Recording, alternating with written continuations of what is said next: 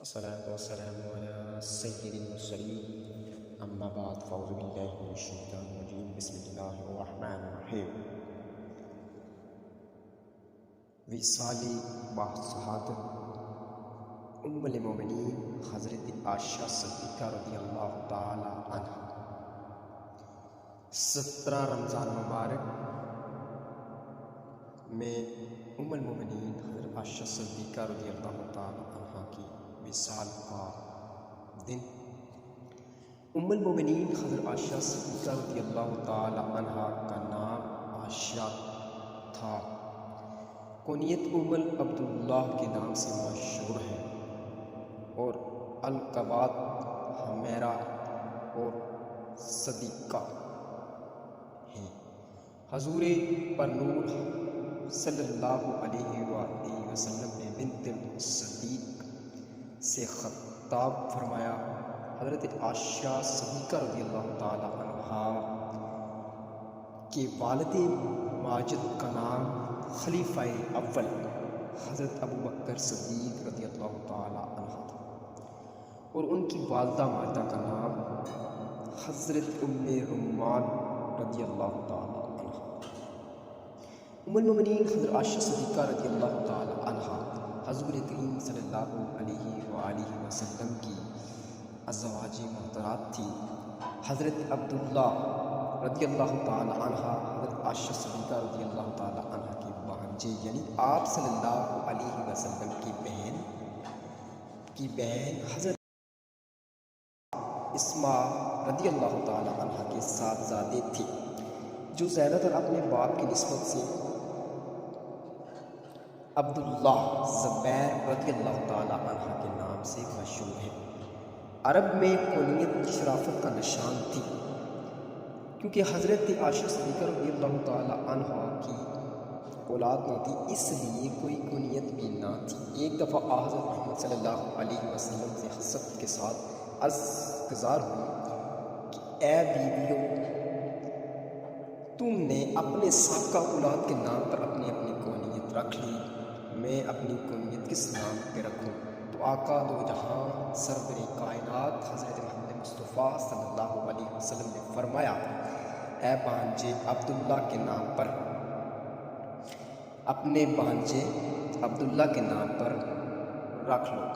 چنانچہ اس دن سے ام المومنین حضرت عائشہ صدیقہ رضی اللہ تعالی عنہ بیان کرتی ہیں کہ رسول کریم صلی اللہ علیہ وسلم نے ایک روز مجھ سے فرمایا کہ 3 رات مسلسل تمہیں میرے خواب میں لایا گیا، جس کی صورت یہ تھی کہ ایک فرشتہ نہایت شاندار ریشمی کپڑے پہنے تمہاری تصویر کو میرے سامنے لاتا اور مجھ سے کہتا، یہ تصویر تمہارے ہونے والی ازواج میں سے ہے۔ اور جب میں تصویر کا پردہ اٹھا کر دیکھتا تو میں یہی ارشاد فرماتا، تمہارے ہی چہرہ ہوتا۔ تو پھر میں فرشتے کو یہ جواب دیتا، یہ کون فرما رہا ہے؟ میرے آقا حضرت محمد مصطفیٰ صلی اللہ علیہ وسلم کا ارشاد باری ہے، اگر یہ خواب اللہ کی طرف سے ہے تو وہ خود ہی پورا کرے گا۔ حضرت محمد مصطفیٰ صلی اللہ علیہ وسلم نے ارشاد فرمایا، اگر یہ خواب اللہ کی طرف سے ہے تو یہ اللہ تعالیٰ خود ہی پورا کرے گا، یعنی اس معاملے کو تکمیل تک وہی پہنچائے گا اور اس عورت سے میرا نکاح کے اسباب پیدا فرما دے گا۔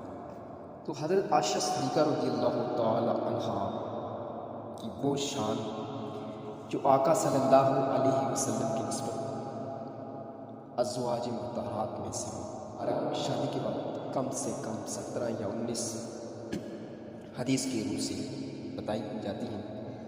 حضرت عائشہ صدیقہ رضی اللہ تعالی عنہ کی بڑی بہن سیدہ اسماء بنت ابی بکر رضی اللہ تعالی عنہ